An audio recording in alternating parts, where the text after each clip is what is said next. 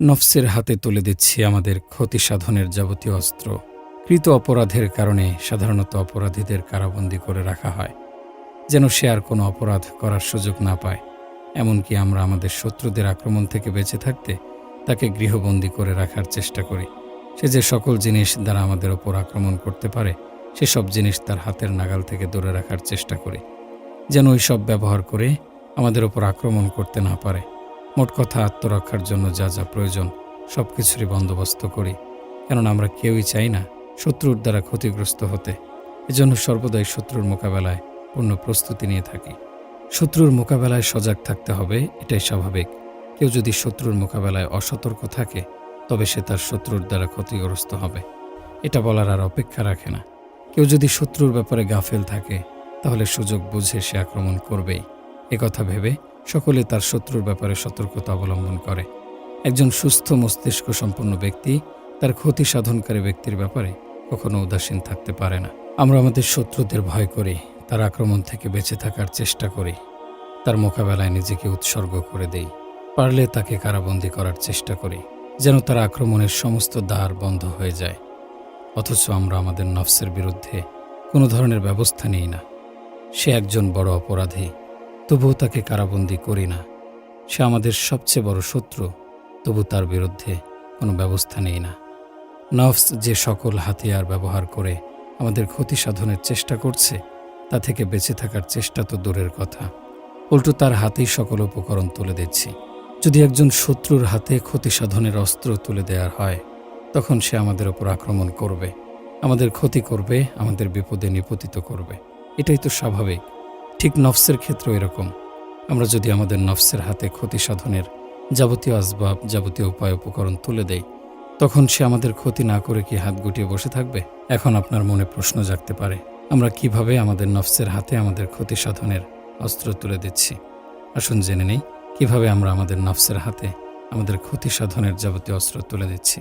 আজ আমাদের সমাজ ব্যবস্থা এমন যে কেউ যদি কোনো খারাপ কাজ সম্পাদনের ভিত্তি স্থাপন করে, তখন আমরা তাকে বাধা না দিয়ে সংবর্ধনা জানাই। আমাদের সুশীল সমাজের বক্তব্য হয়, সে যা করছে তাকে করতে দাও, তার কাজে কোনো ধরনের বাধা দিও না, তার স্বাধীনতাকে হরণ করো না। যে ব্যক্তি যে কাজে শান্তি পাচ্ছে তাকে তাই করতে দাও, যে ব্যক্তি যা খেয়ে মজা পাচ্ছে তাকে তাই খেতে দাও। তার কাজে, তার পরিকল্পনায়, তার জীবন ব্যবস্থায় বাধার দেয়াল হয়ে দাঁড়াবে না। বাস্তবতা এটাই, আজকাল খারাপ কাজের কোনো বাধা নেই, না ব্যক্তিত্বের বাধা, না আইনের বাধা, আর না উপায় উপকরণের বাধা। মোট কথা, ব্যক্তি এবং খারাপ কাজের মাঝখানে কোনো দেয়াল নেই। যখন ইচ্ছে তখনই খারাপ কাজ সম্পাদন করতে পারছে, যখন ইচ্ছে তখনই তার শাহওয়াত পূরণ করতে পারছে, যখন ইচ্ছে তখনই মজা ভোগ করতে পারছে। আমরা এই সমস্ত খারাপ কাজের দরজা উন্মোচন করে দিচ্ছি, আর তার সূত্র ধরে নফস সমস্ত খারাপ কাজ সম্পাদন করছে। আমরা এই নফসের হাতে খারাপ কাজের আসবাবপত্র তুলে দিচ্ছি, ফলে এখন যেভাবে ইচ্ছা সেভাবেই সে খারাপ কাজ সম্পাদন করতে পারছে। অসৎকর্মে রাষ্ট্রীয় কোনো বাধা বিপত্তি নেই। ছেলে মেয়ে অবাধে মেলামেশা করছে, এ ব্যাপারে আইনানুগ কোনো ব্যবস্থা নেই। পার্ক, মল, থিয়েটারে ছেলেমেয়ের নির্জন বাসেও নেই কোনো বাধা। ফলে নফস তার অশ্লীল মনোবৃত্তি খুব সহজেই পূরণ করতে পারছে।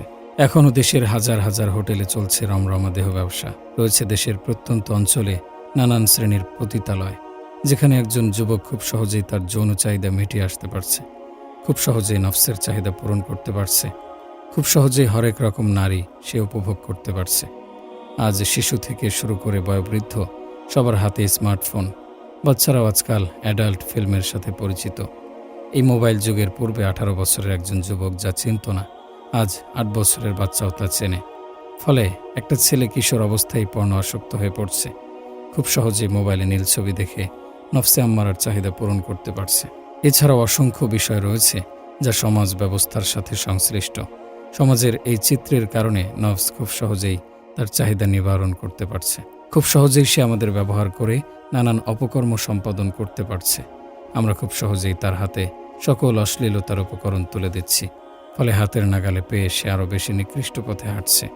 খুব সহজেই তা ব্যবহার করে আমাদের ক্ষতি সাধন করছে, আমাদের দ্বারা যাবতীয় অশ্লীল মনোবৃত্তি পূরণ করছে। অথচ আমরা ভুলে বসেছি সে আমাদের সবচেয়ে বড় শত্রু।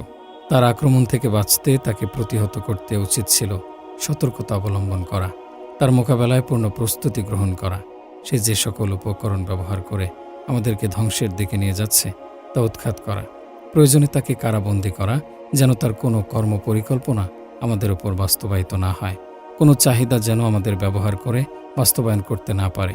কিন্তু আফসোস, আজ আমরা তার ব্যাপারে খুবই উদাসীন, তার বিরুদ্ধে লড়াই করার মনোভাব প্রকাশ করি না, উল্টো তার হাতেই তুলে দেই আমাদের ক্ষতি সাধনের সকল মাধ্যম।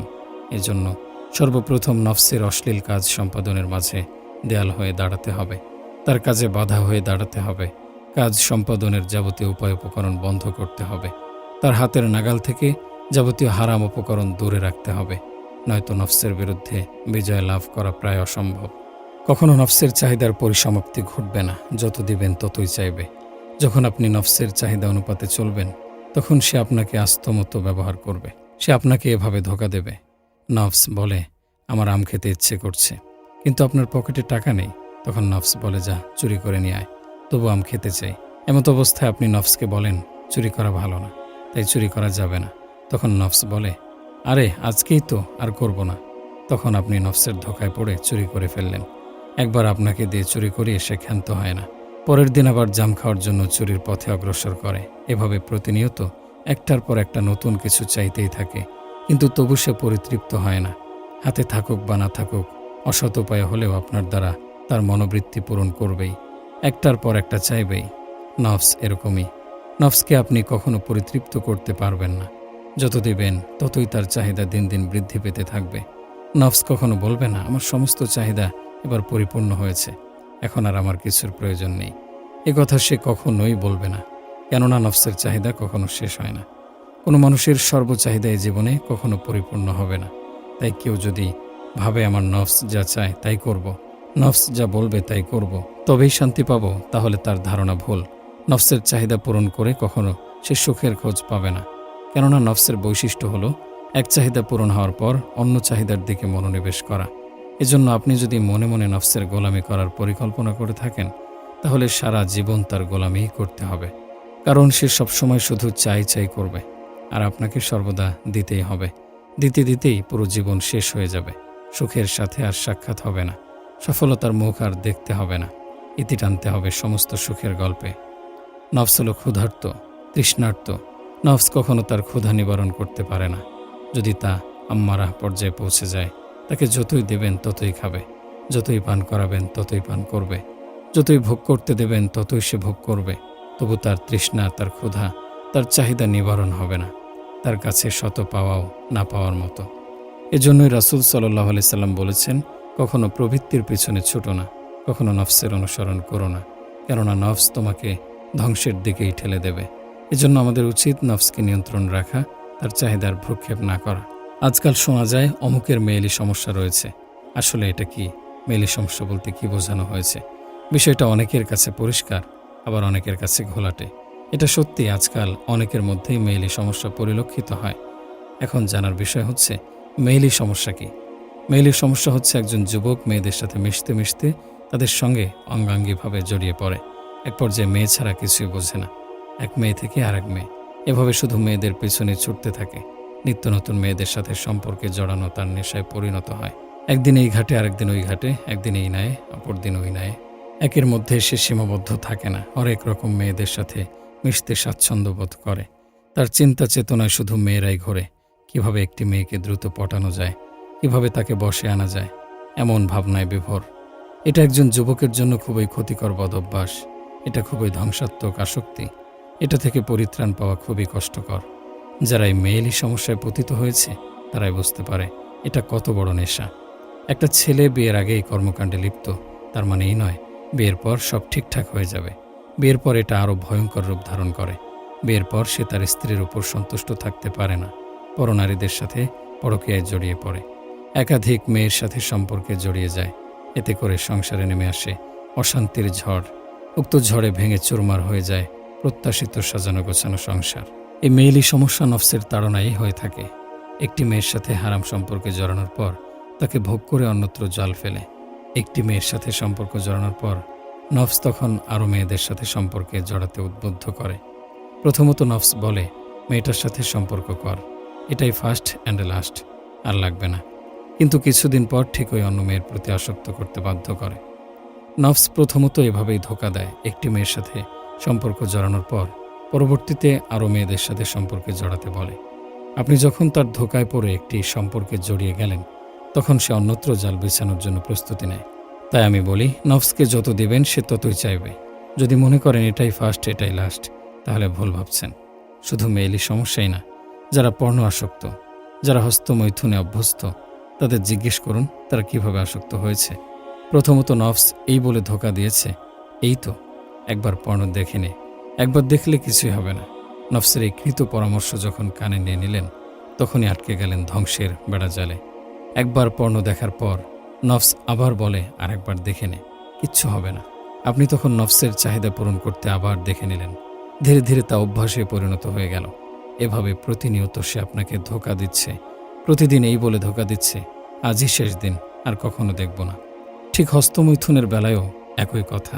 প্রথমত নফস বলে আজই ফার্স্ট, আজই লাস্ট, আর কখনো হস্তমৈথুন করতে হবে না। নফসের এই কৃত পরামর্শ যখন কানে নিয়ে নিলেন, তখন সে আপনাকে দিয়ে প্রতিনিয়ত হস্তমৈথুন করালো। এখন নফস বলে আজই শেষ দিন, আর কখনো হস্তমৈথুন করব না। কিন্তু পরক্ষণেই এই কথা ভুলে গিয়ে আপনি আবার হস্তমৈথুনে অগ্রসর হন। নফস এরকমই, তাকে আপনি যতই দেবেন ততই চাইবে। সে কখনো নির্দিষ্ট সংখ্যার মধ্যে সীমাবদ্ধ থাকে না। একজন মানুষকে সকল অপকর্মে আসক্ত করার পেছনে মূল হচ্ছে এই নফস। নফস কোনো একটি অপকর্ম আপনাকে দিয়ে সম্পাদন করতে চাইলে, আপনি যদি তার ধোঁকায় পড়ে উক্ত অপকর্ম করে ফেলেন, তখন প্রতিনিয়ত আপনাকে দিয়ে সে ওই কাজটাই করাবে। এক পর্যায়ে তার নেশায় পরিণত হয়ে যাবে। মনে রাখবেন, ধোঁকা দিতে নফসের সবচেয়ে বড় হাতিয়ার হলো আজই ফার্স্ট, আজই লাস্ট। আজই ফার্স্ট, আজই লাস্ট, আজকেই শেষবার, কাল থেকে ভালো হয়ে যাব, একদম কোমর বেঁধে নামব, আর পাপ কাজে জড়াবো না, আর কোনো দিন নামাজ কাজা করব না। এই কথাগুলো যদি আপনার মাঝে স্থান করে নেয়, তাহলে কাল বিলম্ব না করে দ্রুত নফসের চিকিৎসা করুন। কেননা এগুলো স্রেফ নফস আর শয়তানের ধোঁকা। এই ধোঁকায় পড়ে থাকলে কখনো গুনাহের রাজ্য থেকে ফিরে আসা হবে না। কাল কাল করতে করতেই বেজে যাবে পরকালের ঘণ্টা, ফেরা আর হবে না। ফিরবো ফিরবো বলে ফিরে যেতে হবে সৃষ্টির উপাদান সেই মাটিতেই।